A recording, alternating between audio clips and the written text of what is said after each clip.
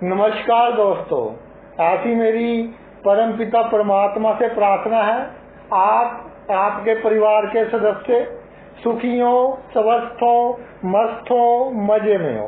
परमात्मा उन पर सदा कृपा दृष्टि बनाए रखे। एक विनम्र निवेदन, जो मेरे बहन भाई माता पिता जे मेरा वीडियो देखते हैं, आपका प्यार और आशीर्वाद। देखिए, कुछ दूसरे चैनल के लोग मेरे वीडियो बिना मेरी परमिशन के अपने चैनल पर डाल रहे हैं। चलिए, पैसे कमा लें, मेरे सब्सक्राइबर कम कर लें, उसकी मुझे कोई चिंता नहीं है। मुझे ये चिंता है कि जो मेरा वीडियो देखते हैं कंसल्टेशन के चक्कर में किसी गलत हाथ में ना पड़ जाए। तो भाई, आजकल ऐसा फ्रॉड बहुत हो रहा है। तो मेरे जो वीडियो हैं सिर्फ शिव कृपा वर्ड ऑफ एस्ट्रोपोमिस्ट्री चैनल पर है। जो आपने पूछना है वहीं पर पूछिए, और जल्दी ही मैं आपको फ़ोन नंबर दूंगा। थोड़ा समय का बहुत अधिक अभाव चल रहा है, उसके लिए मैं क्षमा का जातक हूँ। चलिए, आज का वीडियो शुरू करते हैं। आज का जो वीडियो है उसमें हम चर्चा करेंगे केतु ग्रह के ऊपर। केतु एक इस तरह का ग्रह है कि जिसके पास इमोशंस है और भावुक होता है, जो वो गवाता अधिक है और पाता कम है अपने जीवन में। खास तौर पर ये जो कलयुग चल रहा है, इसमें ये बहुत हद तक प्रूव हो चुका है कि भाई भावुक होता है जो आवश्यकता से अधिक, उसको सभी जूझ करते हैं, और जब मतलब निकल जाता है फिर तू कौन और मैं कौन। इसी तरह केतु जो है, एक तो भावुकता है, एक इसमें बृहस्पति के गुण है और एक मंगल के गुण है।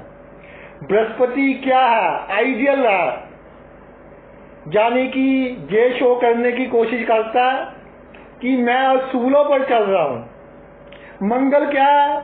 उत्साह। केतु क्या है? भावुकता। तो भाई ये पॉइंट इकट्ठे हो गए। उत्साह, आपके असूल, आपकी भावुकता। तो जो व्यक्ति आपके साथ होंगे, आपका जो व्यवहार होगा, जिस भाव में केतु होगा उन मामलों के प्रति, उसके कारण एक दिन आप बहुत नुकसान उठाएंगे और मन बहुत दुखी होगा। आइए चर्चा करते हैं प्रत्येक भाव के अनुसार कि कौन सी ऐसी आदतें हैं जो आपको अपने में विकसित करनी पड़ेंगी कि केतु आपको नुकसान ना पहुंचाए, आपका कल्याण करे। पहले भाव पर चलते हैं। पहले भाव में जब केतु विराजमान होता है तो जातक समझता तो अपने आप को बहुत समझदार है और दूसरे के बहकावे में बहुत जल्दी आ जाता है। जो इसके बहुत पास होते हैं, जी हजूरी कर दी थोड़ी सी, इमोशनल होकर उनके लिए इस तरह के कार्य कर देता है कि समाज में जातक की हैसियत तक कम हो जाती है, सेहत का नुकसान हो जाता है। तो भाई, अगर आपके स्वास्थ्य का नुकसान हो गया, लगन का भाव है, तो आपको किसी ने नहीं पूछना। सबसे पहले आपका स्वास्थ्य आपके लिए महत्वपूर्ण है। कोई आपके कितना भी क्लोज हो, उसके लिए इतना ना कीजिए कि आपका स्वास्थ्य खराब हो। जन्मभूमि, यानी जहां जातक का जन्म हुआ, कई लोगों के कमेंट आते हैं कि जी जन्म तो हमारा नान के घर में हुआ, फिर हम पिताजी के घर में आ गए। तो भाई, पिताजी का घर ही माना जाएगा जहां आपने अपने बचपन के 5-6 साल निकाले हैं कम से कम, वो आपकी जन्मभूमि हो गई। तो जन्मभूमि से जुड़े हुए जो लोग हैं उनके साथ जो व्यवहार करना है आपने प्रैक्टिकल कीजिए। जो आपके अगर ताया जी हैं या पिता से बड़ी उम्र के खानदान में कोई व्यक्ति हैं, उनकी बातों में बिल्कुल ना आए। इमोशनल करने की अगर वो कोशिश करें तो बिल्कुल नहीं होना आपने। जो विनम्रता है वो आप वहां पर दिखा रहे हो जहां पर आपको लगता है कि ये लोग मेरे बहुत काम आएंगे, मेरे बहुत नजदीक हैं। तो इतना करने के बावजूद जिसके लिए समाज में इज्जत कम की, स्वास्थ्य कम किया, विनम्रता कम की, आपका गौरव कम हुआ, वही लोग आपको अपना असली चेहरा दिखाएंगे और आपको नुकसान पहुंचाएंगे। और अपना लाभ लेने के बाद तू कौन और मैं कौन, लगन ऑल इन ऑल होता है कुंडली में। तो जो लोग आपके नजदीक है हर क्षेत्र के, कार्य क्षेत्र में, परिवार में, मित्र मंडली में, वो सभी लगन में शामिल हो जाते हैं। ये आपका बहुत नुकसान करेंगे अगर इनके साथ आपने भावुकता बरती और इनको समझ ना पाए। तो भाई इस बात का खास ध्यान रखना है कि जो आपकी संगति है वही आपको आपके बिजनेस में घाटा डलवाएगी, नुकसान पहुंचाएगी। और जिनका बहुत किया, उम्र में एक समय के बाद उनका असली चेहरा आपको दिखाई दे जाएगा। अगर दूसरे भाव में केतु विराजमान हो, जब दूसरे भाव में केतु विराजमान हो जाता है तो पहली बात, जो आपका संचित धन है उसको किसी कीमत पर कम ना होने दें। जब आप पर बुरा वक्त आएगा तो भाई बुरी तरह से फंसे होंगे लाइफ में, तो लोग आपकी सहायता नहीं करेंगे। जिनके लिए आपने अपना संचित धन खत्म किया है, जिनकी आपने बहुत सहायता की है, वही आप पर क्वेश्चनिंग करेंगे, ताने मारेंगे कि जी आपने धन बचा कर रखना था, आप में ये गलती है, आप में वो गलती है। इसके अलावा खानदान के लोग, कुटुंब के लोग, जिनके कारण आपने अपनी प्रतिष्ठा तक दांव पर लगा दी, कंधे से कंधा मिलाकर खड़े हुए, लेकिन वही लोग जब आपकी तरक्की में रुकावट बनेंगे और आपको अपना असली चेहरा दिखाएंगे जीवन में, और ये काम तकरीबन 42-43 वर्ष के बाद होना शुरू हो जाता है। उसके बाद लोगों का असली चेहरा ही दिखता है। फिर आपको लगेगा कि ये दुनिया किस ओर चल रही है, समझ से बाहर काम होंगे। वाणी का उपयोग बिल्कुल आपने चतुराई से करना है, सीक्रेट रखना है सब कुछ। किसी को अपना बहुत क्लोज मानकर कोई राज की बात बता दी तो सबसे बड़ी परेशानी का कारण बनेगी आपके लिए। इसके अलावा जो नौकर चाकर है, या आपके अंडर कोई कार्य करता है, कार्य क्षेत्र है या कोई और क्षेत्र है जिसका आपने बहुत किया। एक मित्र है हमारे, कहते जी हमारा नौकर था, उसको घर लेकर दिया अपने घर के साथ, उसका किराया हम देते थे, उसके बच्चों को पढ़ाया, उसकी बेटी की शादी की। लेकिन जब उसका बेटा थोड़ा सेट हो गया, जिसको हमने पढ़ाया था, तो वो हमें इतनी गंदी गंदी बातें, इतना भला बुरा सुनाकर गया कि हम आपको बता नहीं सकते। कि जी मैं तो डिप्रेशन में हूँ उस दिन से, कि इसको मैंने बच्चों से अधिक समझा और ये क्या कर रहा है। तो भाई जो जिस जगह है वैसा ही व्यवहार करना है। नौकर चाकर है कोई, जहाँ आपके अंडर काम करता है, तो ये नहीं कि अपने आप को शो कीजिए कि मेरे बहुत असूल है और जितना मैं अच्छा आदमी हूँ कोई हो ही नहीं सकता। तो भाई आपको इसका खमियाजा बहुत अधिक भुगतना पड़ेगा। तीसरे भाव में जब केतु विराजमान हो जाता है, मेरी एक बात नोट कर लीजिए कि जो आप कार्य करते हैं, जो आप मेहनत करते हैं, जो आप परिश्रम करते हैं, खून पसीना एक किया, जीवन में बहुत मेहनत की, उसके बाद आपको 4 पैसे हासिल हुए, अपना लाइफस्टाइल अच्छा किया, किसी के आगे हाथ नहीं फैलाए, लेकिन उसके बाद भी जो आपके भाई बहन हैं वो आपकी तरक्की में रुकावट डालेंगे, समाज में आपकी बदनामी का कारण बनेंगे। आपने बहुत किया भाई बहनों का, लेकिन वो इस तरह से बिहेव करेंगे जैसे गुप्त शत्रु होते हैं, लेकिन एक दिन गुप्त शत्रु प्रत्यक्ष शत्रु के रूप में आ जाएंगे, चाहे आपके रियल हो या रिश्तेदारी में भाई बहन हो या मुंह बोले भाई बहन हो।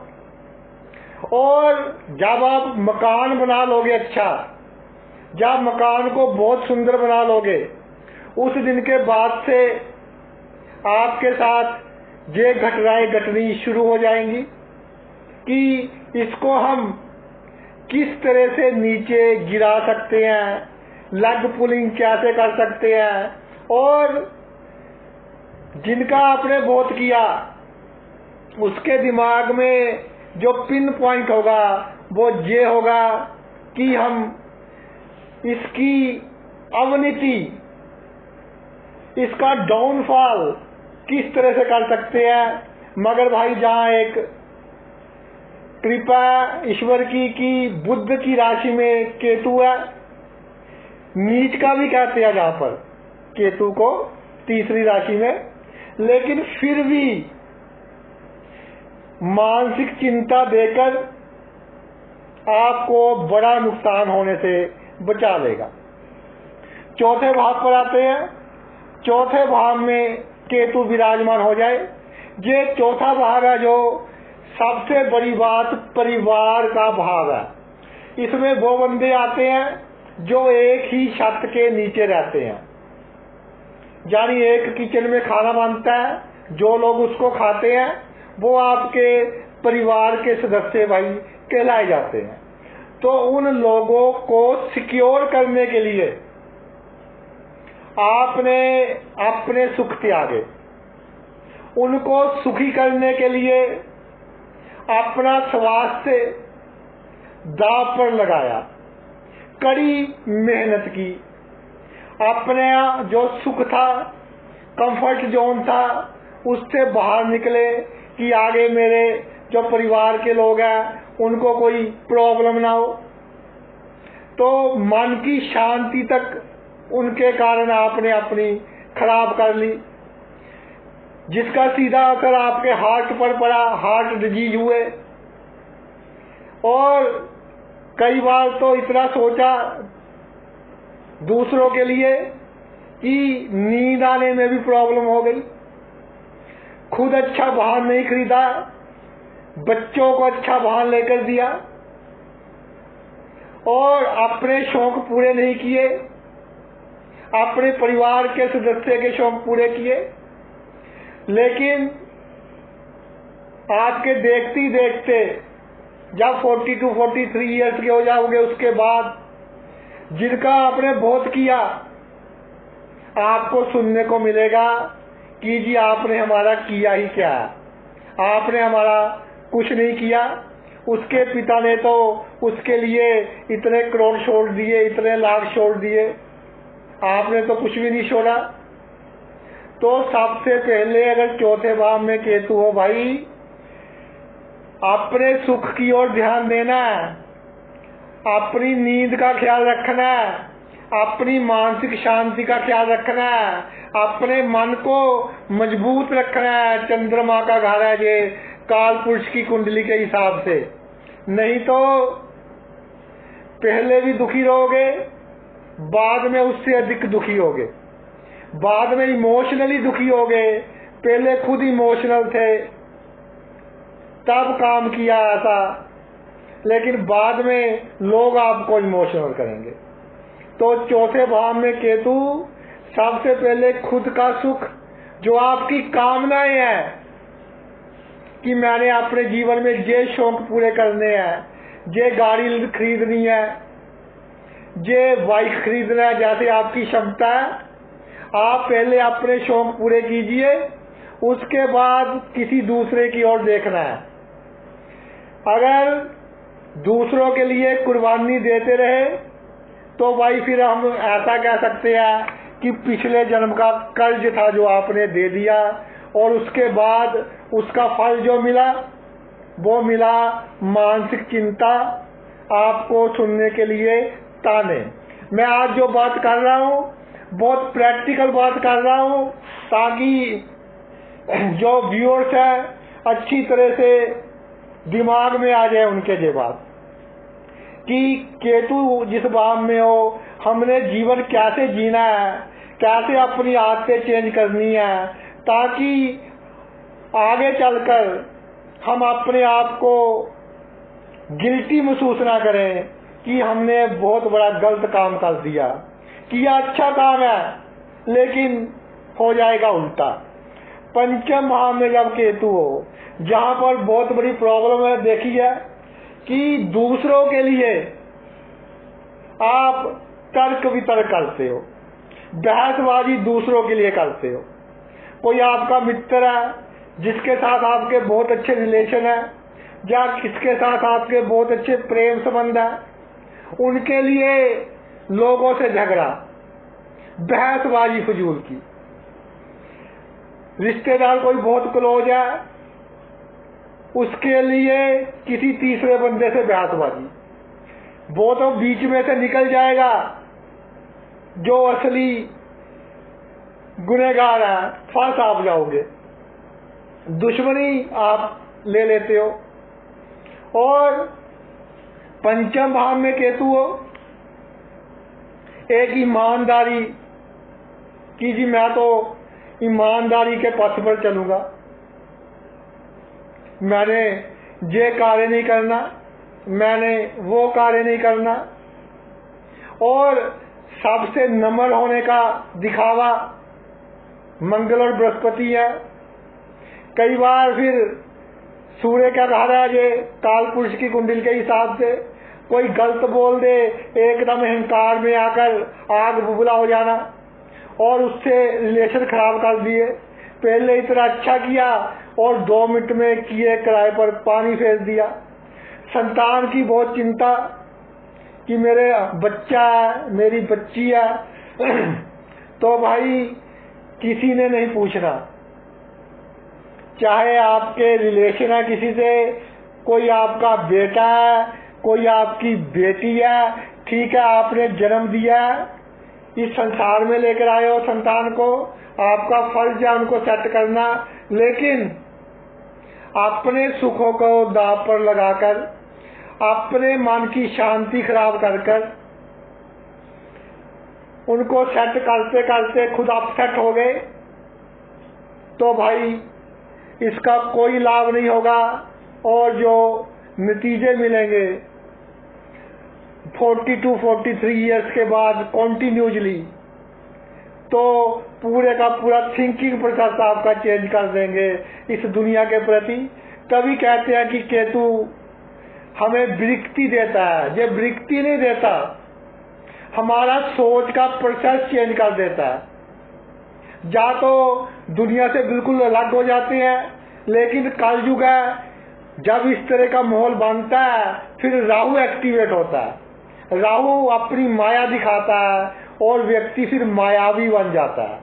जब धक्का लगता है ना, फिर आपका सोचने का ढंग बिल्कुल उल्ट हो जाता है। छठे भाव में जब केतु विराजमान हो, छठे भाव में जब भी केतु आपका विराजमान हो गया तो सबसे बड़ी बात, ननिहाल पक्ष के लोगों की इज्जत कीजिए। हमारा फर्ज बनता है, हमारे संस्कार है, लेकिन लेन देन कोई नहीं रखना कि मामा जी के साथ मिलकर काम कर लिया, मौसी के साथ, उसके बच्चों के साथ कोई कार्य कर लिया, ऐसा बिल्कुल नहीं करना। और जब छठे भाव में केतु हो, दूसरों की अड़चने और कठिनाइयां मिटाने के लिए आप खुद अपने गले अड़चन और कठिनाइयां ले लेते हो। क्यों ले लेते हो? क्योंकि इमोशंस है, छठा भाव शत्रु का है। सबसे बड़े शत्रु आपके हैं काम, क्रोध, लोभ, मोह, अहंकार। और बृहस्पति के कारण, क्योंकि केतु में बृहस्पति है, तो अपने आप को आइडियल शो करना है, दूसरों के सामने बीच में जे गुण बढ़ते जा रहे हैं, तो इसके कारण दूसरों से बेवजह का पंगा बिल्कुल आपने नहीं लेना। और जो आपका आत्मविश्वास है वो हमेशा कायम रहना चाहिए। जीवन में बड़ी से बड़ी प्रॉब्लम आ जाए, बड़े से बड़ा अपयश आ जाए, और अपयश कौन देगा? जिसके कारण आपने लोगों से दुश्मनी मोल दिया, वही बंदा आपके अपयश का कारण बनेगा। जो आपके शौक होंगे वो आप पूरे नहीं कर पाओगे। तो पहले ही प्रैक्टिकल हो जाइए। दूसरी बात, किसी के लिए किसी ने लोन लेना हो, बिल्कुल श्योरिटी नहीं डालनी, कोई गवाही नहीं डालनी। हाथ जोड़कर कह दो कि भाई चाय पानी पी लो, 1,00,000 2 लाख चाहिए ले लो, लेकिन मैं आपकी श्योरिटी नहीं ले सकता, मैं आपकी गवाही नहीं डाल सकता इस ऋण लोन वाले चक्कर में। और अगर आपको कोई बीमारी हो, छोटी मोटी बीमारी पर कई बार आप शक कर सोच कर उसको बड़ी बना लेते हो, लेकिन जब भी कोई बीमारी आए अपने शरीर का पूरा ध्यान रखना है। ये नहीं कि उसका भी काम कर दूं, उसका भी काम कर दूं। प्रॉपर रेस्ट आपको लेना ही लेना है जब आपको कोई बीमारी आए। सप्तम भाव में केतु, सप्तम भाव का जो केतु है भाई, इस तरह के लोगों को डर के कारण, दिल में एक डर होता है, गुण बहुत होते हैं, लेकिन डर के कारण लोग इनका नाजायज लाभ उठाते हैं।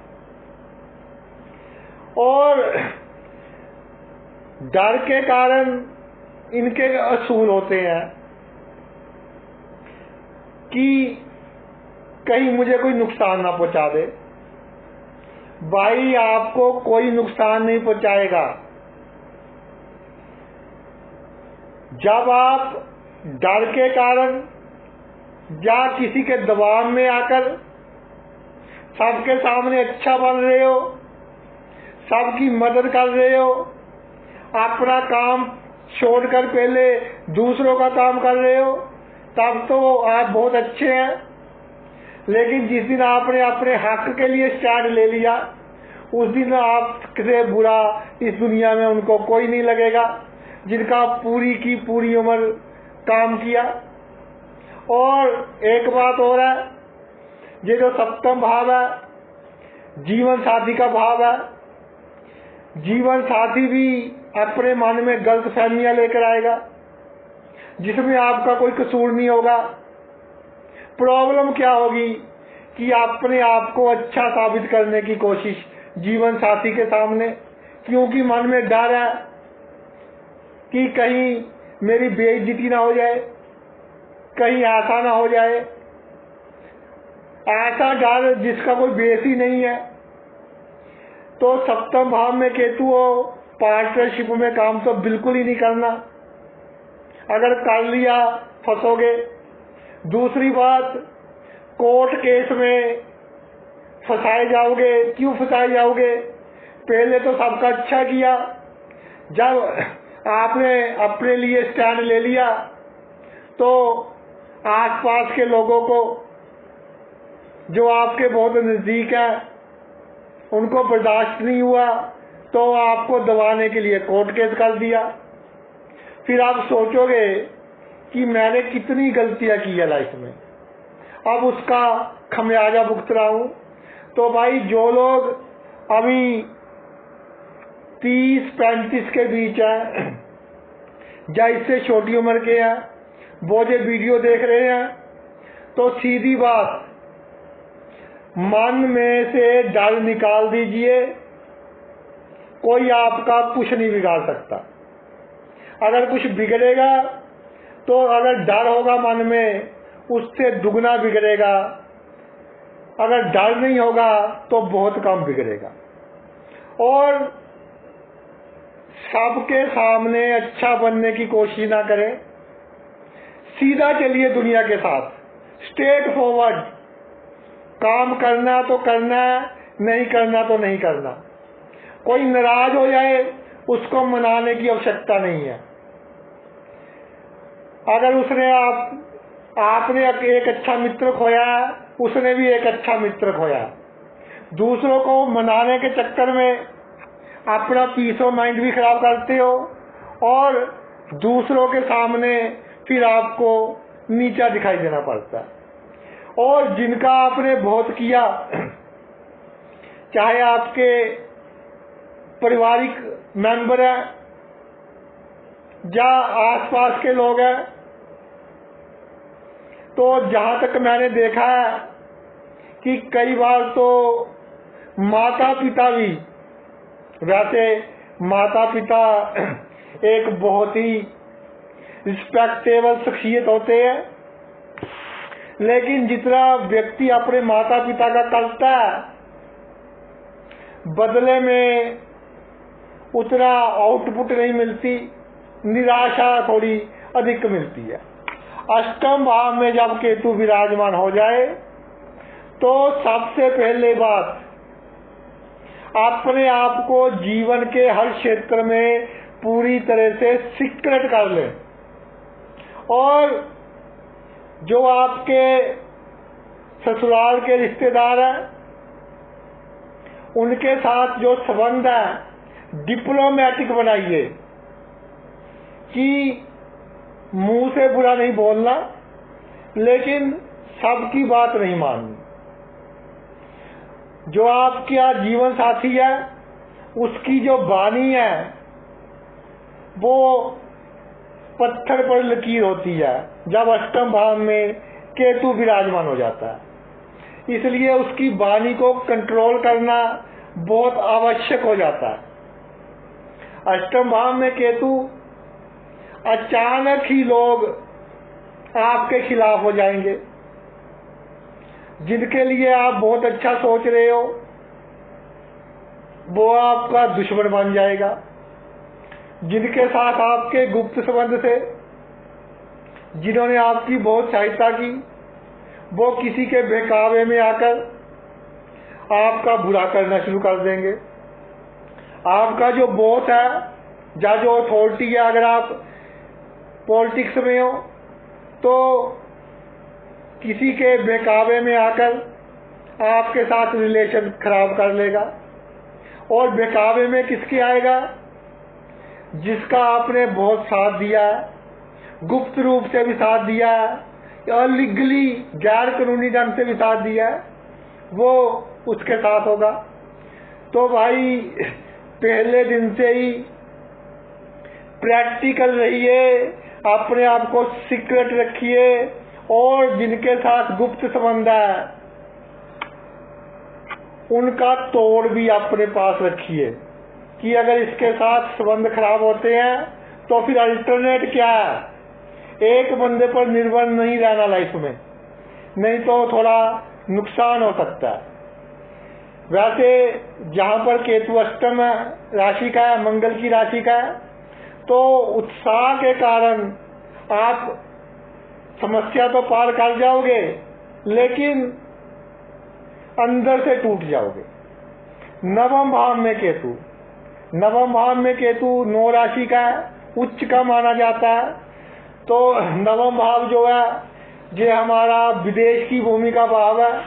तो विदेश में सफलता इंडिकेट करता है केतु, और ये इंडिकेट करता है आपके पिता को, और ये इंडिकेट करता है जो विद्वान व्यक्ति हैं, धार्मिक व्यक्ति हैं। तो जब नवम भाव में केतु आ जाए तो पिता के लिए जितना किया, या पिता के समान जो सदस्य हैं आपके परिवार में उनके लिए जितना किया,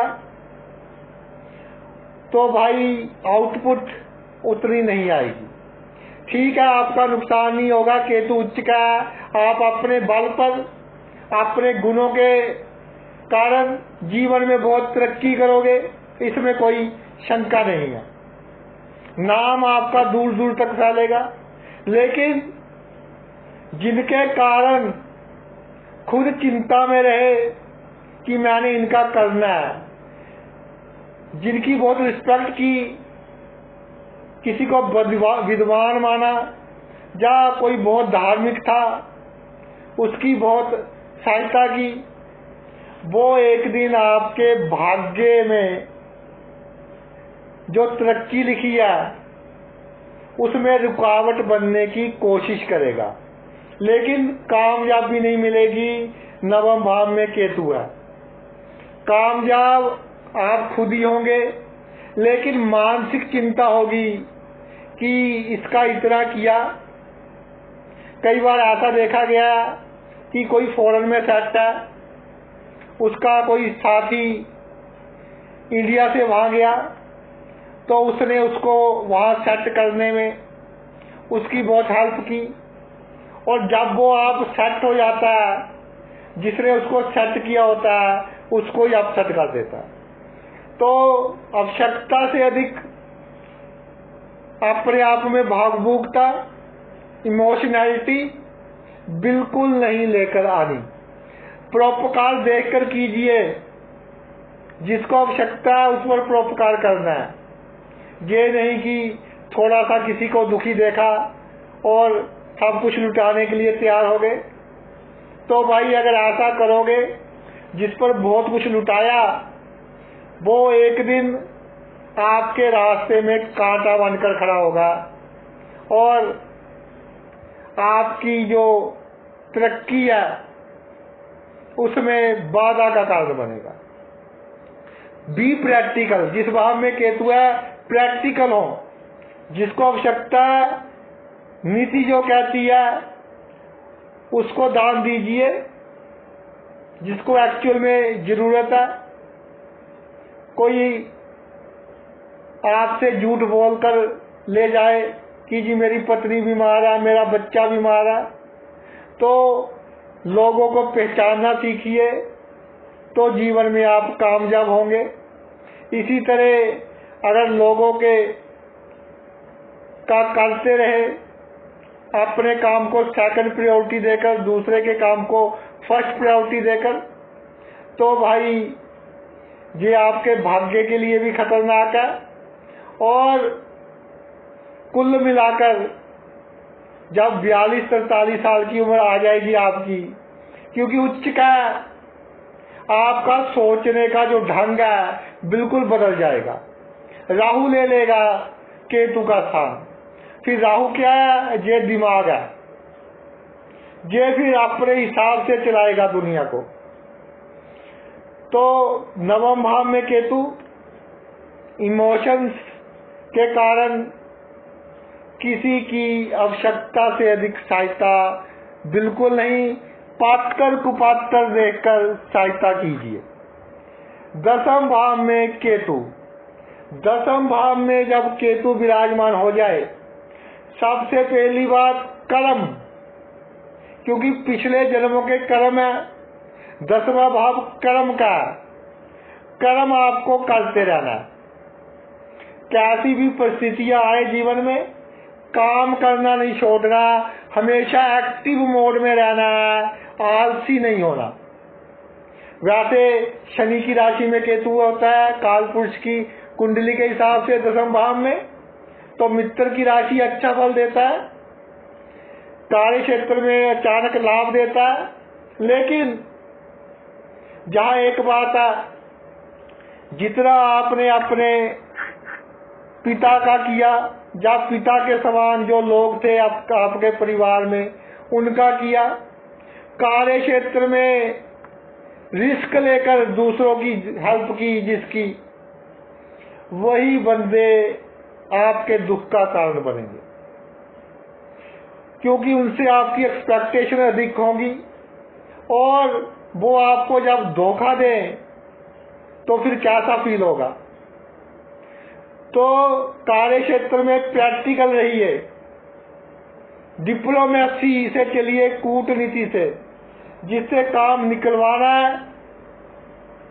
उसके साथ। और जो आपका पारिवारिक जीवन है, अगर हो सके तो जो आपकी प्रॉपर्टी वगैरह, पैतृक संपत्ति, उसकी वसीयत वगैरह, रजिस्टर्ड वसीयत पहले ही करवा ले अपने पिताजी से, अगर आप करवा सकते हैं।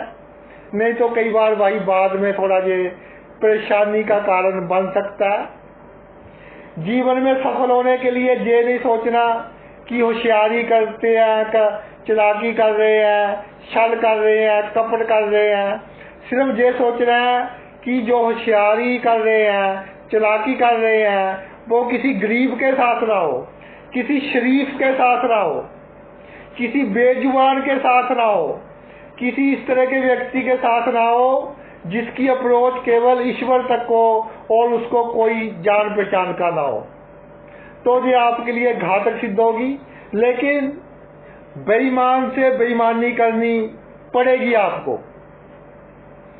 जो आपकी लग पुलिंग कर रहा है उससे होशियारी चालाकी करनी पड़ेगी, तो जीवन में कामयाब होंगे।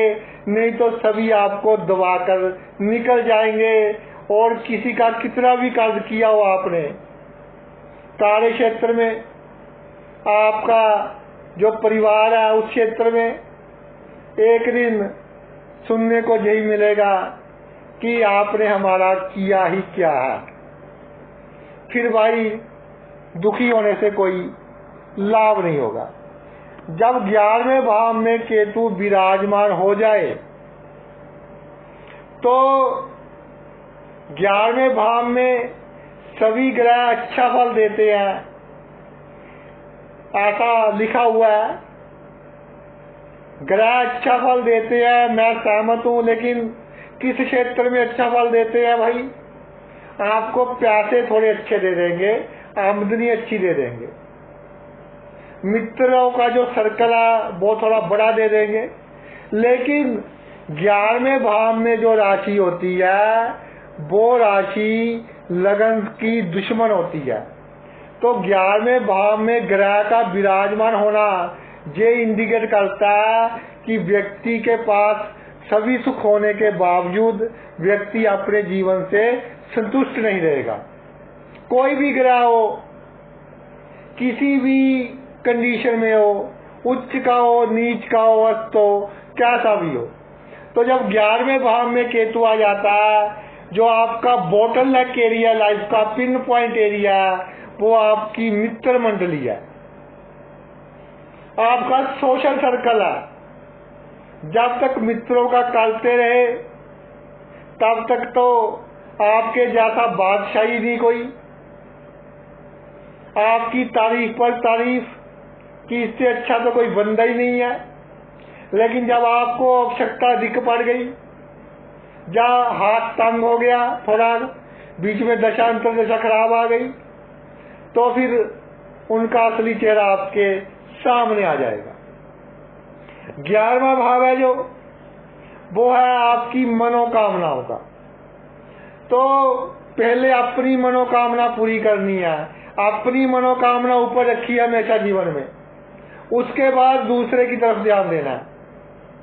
नहीं तो जीवन के अंतिम दिन आ जाते हैं जब 11वें भाव में केतु होता है।